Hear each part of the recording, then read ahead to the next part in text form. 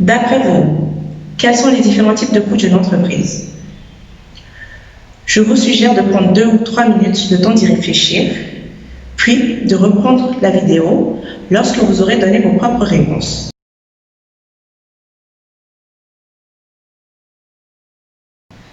Il y a principalement 4 types de coûts dans une entreprise. Le premier type de coût sera les investissements. Ensuite, nous aurons les coûts fixes, puis les coûts variables et finalement les coûts directs qui sont une catégorie particulière de coûts variables. Ce qui veut dire que les coûts directs sont inclus dans les coûts variables. Pour les personnes qui connaîtraient la notion de frais de fonctionnement, tout ce qui n'est pas de l'investissement est de l'ordre des frais de fonctionnement, à savoir les coûts fixes, les coûts variables et les coûts directs. Vous pouvez également noter que lorsqu'on vous parle de coûts indirects, on parle de tout ce qui n'est pas de l'ordre des coûts directs. Donc les investissements, les coûts fixes et les coûts variables. Nous allons maintenant voir plus en détail la définition de chacun des types de coûts que nous venons d'énoncer. Un investissement est une dépense qui est effectuée pour acquérir un bien tangible ou intangible qui va avoir de la valeur à long terme, c'est-à-dire au-delà d'un an, car la durée de l'exercice fiscal d'une entreprise est d'un an. Cet investissement va venir intégrer le patrimoine de l'entreprise, donc intégrer les richesses de l'entreprise. À titre d'exemple, on peut citer une voiture de fonction, un immeuble, un terrain ou encore un ordinateur de bureau. La plupart des investissements sont amortissables, ce qui veut dire qu'ils vont perdre de la valeur au fil du temps du fait de leur usure naturelle. Cette perte de la valeur se matérialise par un amortissement qui est déduit chaque année de la valeur du bien. C'est le cas d'une voiture par exemple qui va être amortie sur 5 ans et qui chaque année va perdre 1/5 de sa valeur. D'un autre côté, un investissement comme un terrain ne sera pas amorti car un terrain n'est pas censé perdre de la valeur au fil du temps. Les investissements peuvent par ailleurs être dépréciés s'ils perdent de la valeur de manière exceptionnelle. Par exemple, un ordinateur dont l'écran est cassé sera déprécié parce qu'il ne pourra plus être vendu au même prix. Les durées d'amortissement sont réglementaires et peuvent facilement être trouvées sur Internet ou auprès de votre cabinet comptable. En ce qui concerne les dépréciations, elles doivent souvent faire l'objet d'une expertise, notamment lorsque les montants en jeu sont importants. Un coût fixe est une dépense que l'entreprise réalise pour acquérir un bien tangible ou intangible qui va avoir de la valeur à court ou moyen terme, c'est-à-dire à moins d'un an, et que l'entreprise va devoir supporter quel que soit son niveau d'activité, c'est-à-dire qu'elle produise ou pas, qu'elle vende ou pas. À titre d'exemple, on peut citer le loyer, les assurances, le salaire, les fournitures de bureau. Plus les coûts fixes d'une entreprise vont être élevés, plus son seuil de rentabilité va être élevé. Ce qui veut dire qu'il faudra que l'entreprise fasse plus d'efforts, qu'elle vende plus afin de gagner de l'argent et d'être rentable. Les entreprises qui parviennent à maintenir des coûts fixes faibles, en fonction bien sûr de leur secteur d'activité, sont les plus agiles et arrivent plus facilement à faire face à des difficultés.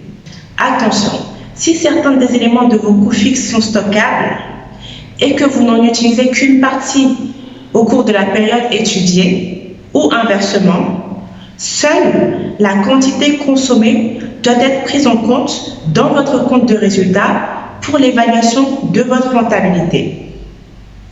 Effectivement, seule la quantité consommée aura servi à générer votre chiffre d'affaires et donc doit permettre d'évaluer votre performance sur la période.